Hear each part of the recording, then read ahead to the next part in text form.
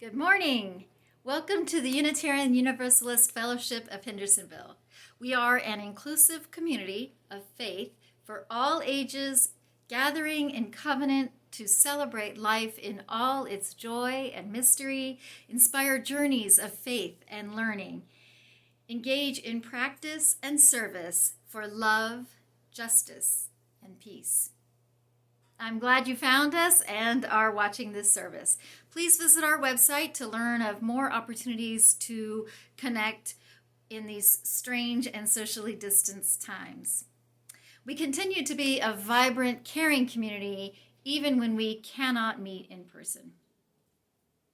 Our guest presenters for this week are Christine Stay and Aidan Quinn, otherwise known as the folk duo Friction Farm. This wife and husband team combines storytelling, social commentary, and humor to create songs of everyday life, local heroes, and quirky observations. Their lyrically rich, harmony-driven songs earned them spots in various folk festivals and recognition in song contests. Their latest CD, So Many Stars, which reached number 6 on the folk radio chart, was inspired by travels across the country, witnessing the collision of strong political polarity with personal kindness, the intersection of fragility and breathtaking beauty.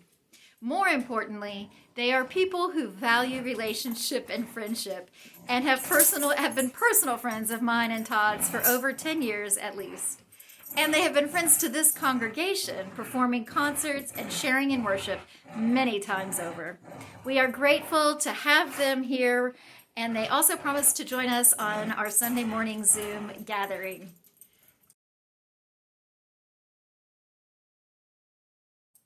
Our chalice lighting this morning was chosen by Christine and written by Rabindranath Tagore, who, and I had to look this up, was a Bengali poet, writer, composer, philosopher, and painter.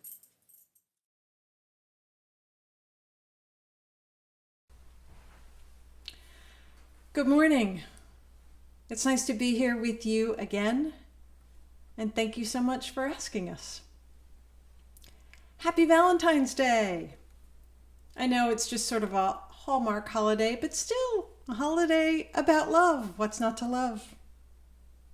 So this morning, in honor of Valentine's Day, I'm going to offer you some candy hearts. They're actually called conversation hearts. So are you ready to celebrate? This year, President's Day falls just one day after Valentine's Day. And those two celebrations are just so different for me. While I respect many of our presidents and recognize their contributions to our country, I really don't associate them with love. That's kind of sad. But it does remind me of a Leo Tolstoy quote, which I find really fascinating. The recognition that love represents the highest morality was nowhere denied or contradicted. But this truth was so interwoven everywhere, with all kinds of falsehoods which distorted it, that finally nothing remained of it but words. It was taught that this highest morality was only applicable to private life, for home use, as it were, but that in public life, all forms of violence, such as imprisonment, execution, and wars, might be used for the protection of the majority against a minority of evildoers, though such means were diametrically opposed to any vestige of love. Yeah, that's a mouthful. And Tolstoy is talking specifically about nonviolence as a response to evil, of love as a response to tyranny and wrongdoing. Somewhat like Martin Luther King Jr. saying, hate cannot drive out hate. Only love can do that. Cool. Except, historically, a small group of men have decided who is subjected to violence and for what benefit that violence is justified. Even in so many of our religious texts, the gods themselves visit violence upon evil, while simultaneously espousing love. Now, logically, those upon whom violence is visited can expect to feel justified in using violence for their own protection, right? That's really a setup for a perpetual conflict. And we know that constant conflict provides a business and political model that's self-sustaining. So how do we love ourselves out of that? That contradiction is so ingrained in us that we embrace love as a virtue while accepting the need to enslave, torture, even kill other people because we are fearful and because we need stuff. Meanwhile, money and power are retained by perpetuating those evil acts. And we're supposed to fix that with love. Us. Well, on a personal level, I can see how that would be an answer, but on a wider level, how exactly does that work? Yes, if we as individuals act in a loving way, that has overreaching effects, but really? Is that enough? So it's time for our first candy heart. Science. Now, I know that might not seem like candy to all y'all, but I promise you, it's very sweet. Last year, a group of researchers analyzed the combined results from 88 different experiments, which covered more than 25,000 participants. And the studies looked at how our own altruism is affected by witnessing pro-social behavior in other people. Pro-social, for example, meaning comforting someone who's in distress or donating to a charity. And in the studies, people had the opportunity to read about or see someone acting in a kind and helpful way. And then they had the opportunity to be kind or generous themselves. So it turns out that witnessing love and kindness did have a measurable positive effect. People resonated with the underlying reasons for doing good. And they became motivated to spread that goodness. In these 88 studies, they all suggested that people are pro-social by nature, and they're just waiting for an inspiration to act. In the scope of all these results, there were three things that really struck me as opportunities to build on our better nature. Which brings me to candy heart number 2, tools. Love is a broad umbrella, but we need some specific tools to get this job done.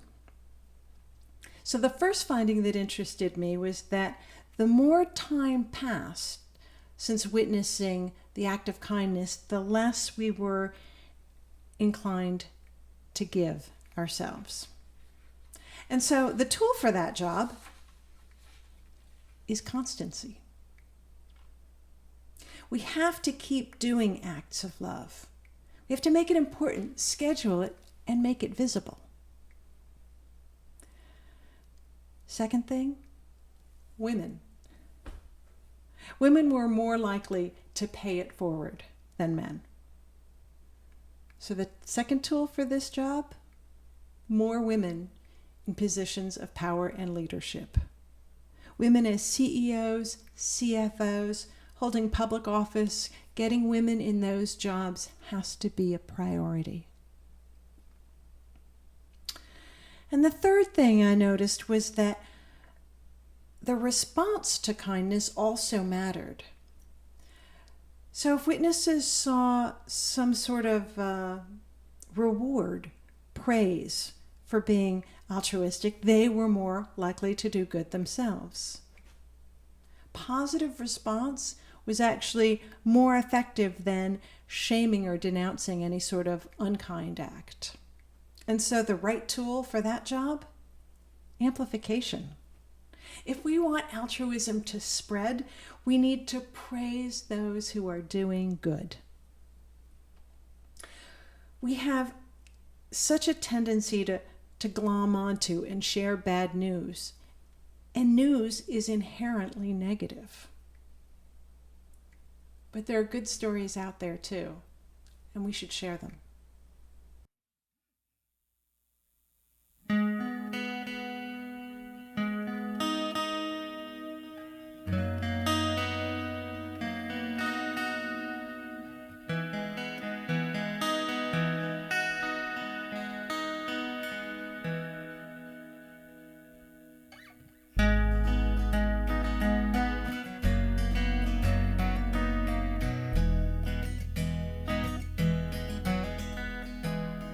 And my mother never thought my daughter would still fight to speak her mind, to have a say in her own civil rights.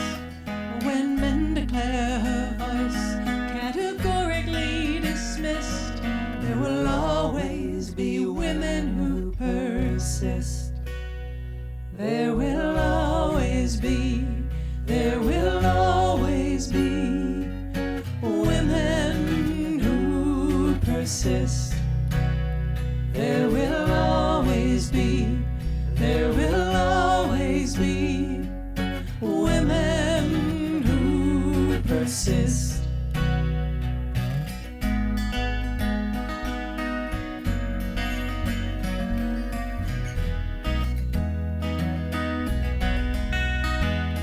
My forefathers came by ship, together with their clan.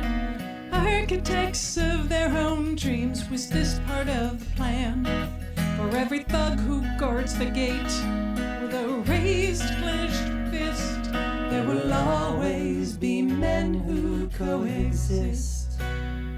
There will always be men who coexist. There will always be men who coexist.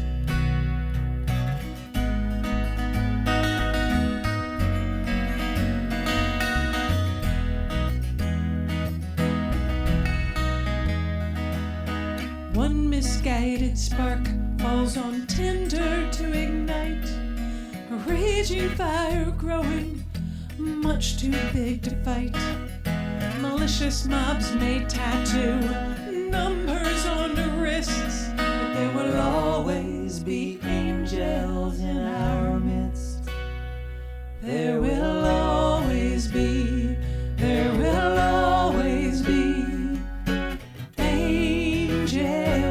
in our midst. There will always be angels in our midst. Be a woman who persists, be a man who coexists. Be an angel, be an angel, be an angel in our midst. There will always be, there will always be, there will always be, there will always be, there will always be, there will always be, there will always be, there will always be, there will always be, there will always be angels in our midst.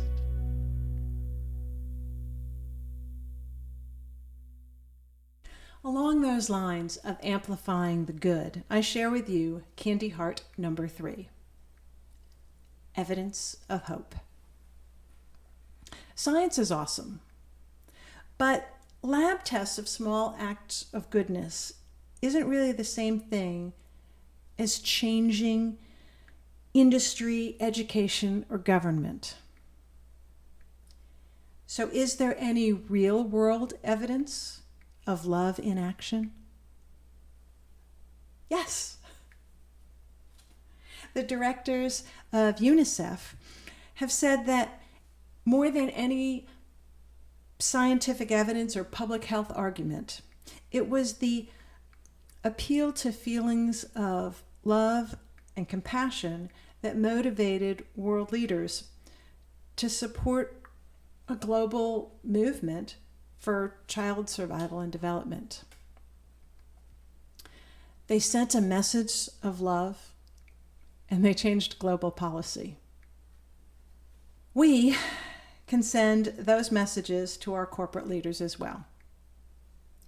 By making better consumer choices, we can support businesses that have a loving policy towards their employees, towards worker safety. We can shop at stores that pay a living wage. For example, without any government mandate, Target stores increased their hourly minimum wage to $15. Now, I'm not promoting their store, but rather citing a successful example of consumer influence. So back in 2017, Target stores proposed this as a goal. They were going to raise their store minimum wage to $15 by the end of 2020. And their consumers responded really positively. People started shopping there that hadn't shopped there before. People made it a priority to support that initiative. And so Target hit their goal 6 months ahead of schedule. So rather than boycotting stores that were unkind to their employees, we can buy into a living wage, better working conditions. We can respond in love, and it works. After the last elections in November, a coalition of various progressive groups met together to discuss how to combat the election protests. They planned how they would defend against groups who were denying the election results. And the progressives decided not to counter-protest.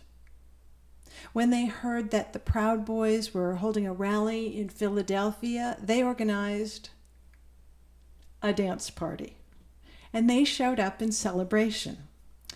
They didn't engage with the Proud Boys. They just celebrated. No yelling, no signs. And if you'll notice, there's really been a lack of counter-protests lately, and that's by design. If anything, there have just been similar celebratory events in response. Responding with love, intentionally. So those are some examples of good news. But can we actually infuse love into lawmaking? Well, think about our DUI laws. Now, if you're my age or older, we're kind of lucky to be alive, some of us. Remember, we would all go out and have a couple of drinks and then drive home? All of us? Back in the day, Saturday night in Miami must have tested the strength of our guardian angels. But now, our DUI laws reflect our social contract with each other. They mirror our social norms and our values. And organizations like Mothers Against Drunk Driving led that charge, and they led with love. Consider the name of the organization. They're against drunk driving, not drunk drivers.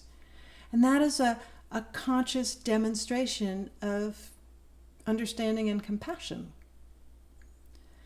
They put a human face on tragedy. They made the losses personal. But rather than shame any drunk driver, they led a campaign to make it noble to be a designated driver. They made it socially acceptable to admit that you were probably going to have a few, so you should take a cab to wherever you're going.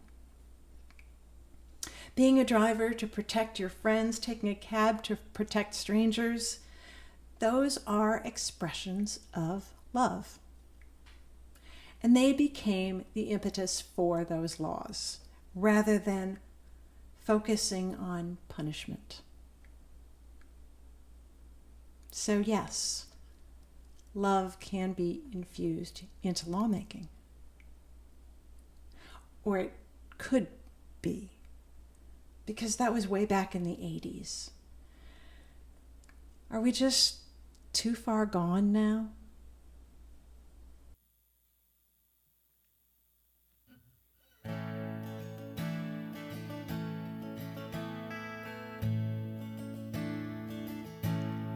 I am a mother.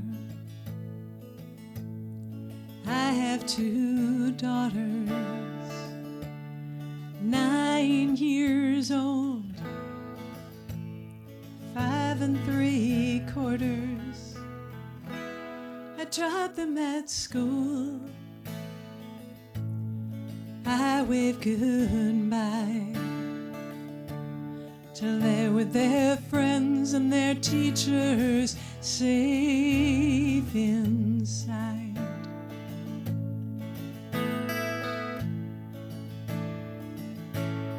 Downtown there's traffic, all moving slow. I catch the news on public radio. I hold my breath, then release. Not out town, not their school. And I weep for the parents that just learned that this life is cruel. Calling one man a hero for what he has done. Put his own body between a child and a loaded gun.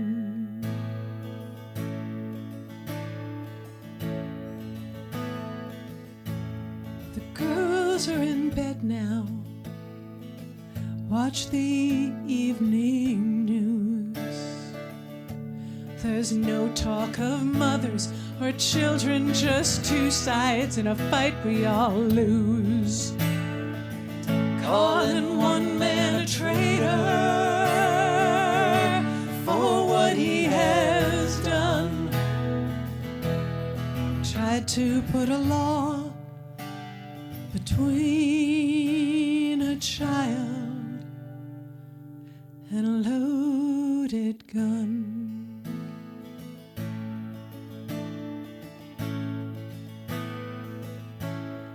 I am a mother. I have 2 daughters, 9 years old, 5 3/4.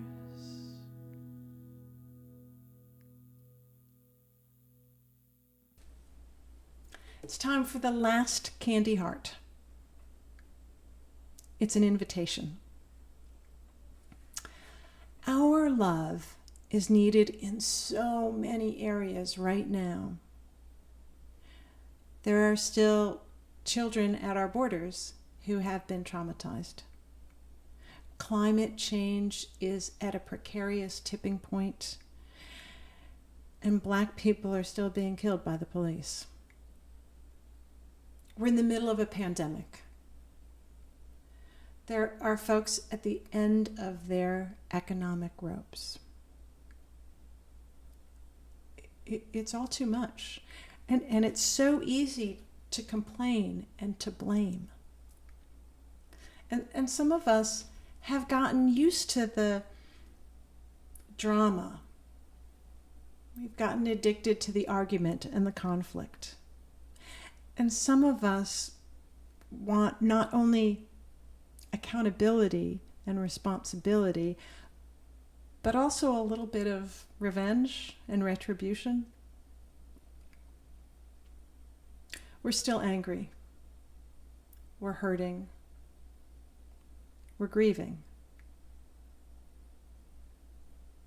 Through all that, can we start to respond in love?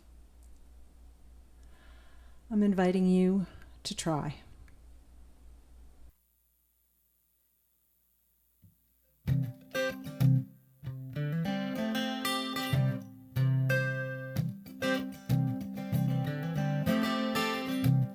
Got a little work to do around my house.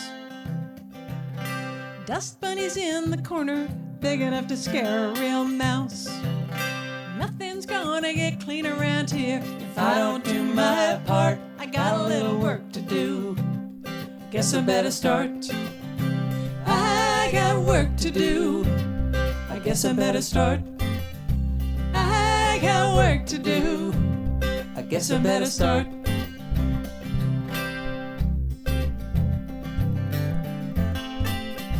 I got a little work to do around my yard. Weeds growing everywhere make tomatoes work too hard. Nothing good will ever grow around here if I don't do my part. I got a little work to do. I guess I better start. I got work to do. I guess I better start. I got work to do. I guess I better start.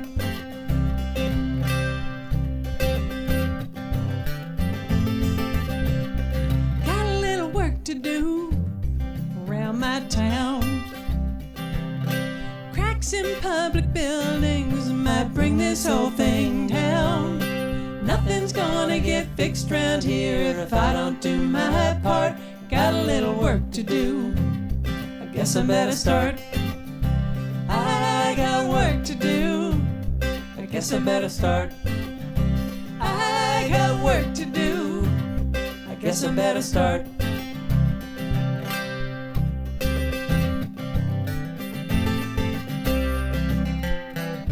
I never thought I'd met her much. Two small hands and a personal touch. I looked around for goodness sake. One more little push might be all it takes. We got a little work to do around this place. You and me together might be all it takes. We can set things right round here if we do our part. We got a little work to do. I guess we better start. We got work to do. I guess we better start. We got work to do. I guess we better start. I got work to do. I guess I better start. And you got work to do. I guess you better start. We got work to do. We got work to do. We got work to do.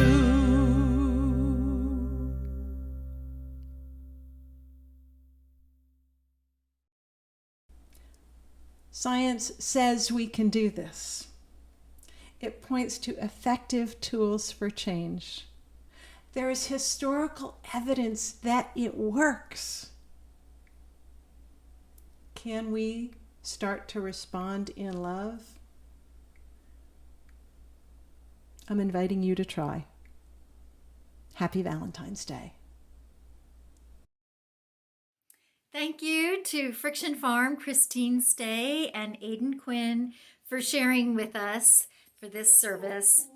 And thank you, the watcher, for sharing this time of worship with us. Please remember to check out our website for more opportunities to connect with the congregation.